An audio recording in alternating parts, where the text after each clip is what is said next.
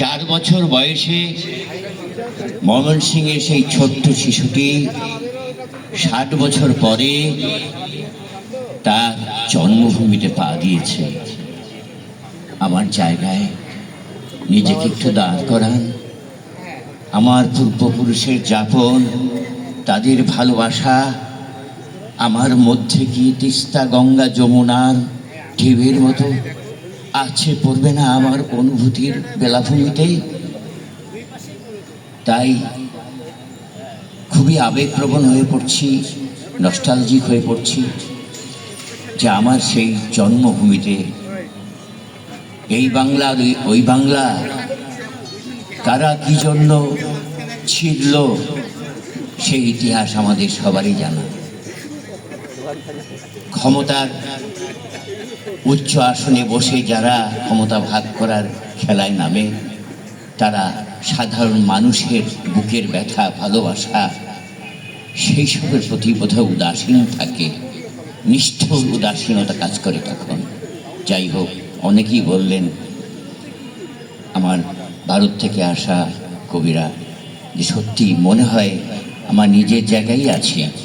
আর কুচবিহার সাম্রাজ্যের অধীনই তো ছিল, একই ভূগোল, একই বাঙালি, একই সংস্কৃতি, খাওয়া দাওয়া সব এক। আসার সময় ট্রেনে জানলা থেকে দেখছিলাম সব এক।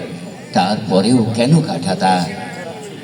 কবিরা নিশ্চয়ই আমরা হয়তো কখনো স্বপ্নে ভাবি কোনো দিন যদি এই কাটা তার ভেঙে যায়, এই প্রার্থনা করি সর্বশক্তিমান ঈশ্বরের কাছে। কবিতা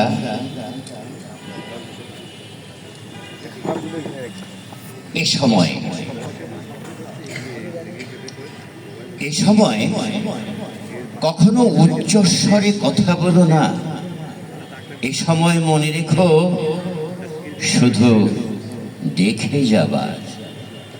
এ সময়ের কোলাহল শুধু শুনে যাবার, কোনো প্রতিবাদের সময় নয়। তোমার ঘর কেউ পুড়িয়ে দিলেও এ সময় ভুলেও চেঁচিও না। এ সময় তোমার প্রতিবেশী মেয়ে ধর্ষিতা হলেও কখনো থানায় যেও না। তোমার প্রতিবেশীর লাশ দেখলেও এ সময় চোখ বন্ধ করে থাকাই ভালো। এ সময় তোমার মেরুদণ্ড আছে বলে ভেবো না। শুধু সব ভাঙন, সব স্খলন দেখে যাও, শুনে যাও সব কটু ভাষণ, দূষণ সমাচার। ধরে নাও এ সময় তোমার হজম শক্তি বিরল। যা দেখেছ, যা শুনেছ তা বেমালুম হজম করে যাও। কেননা এ সময় তোমার জন্য, আমার জন্য নয়। এ সময় শুধুই ক্ষমতা এবং তার প্রহরীদের। নমস্কার, সালাম।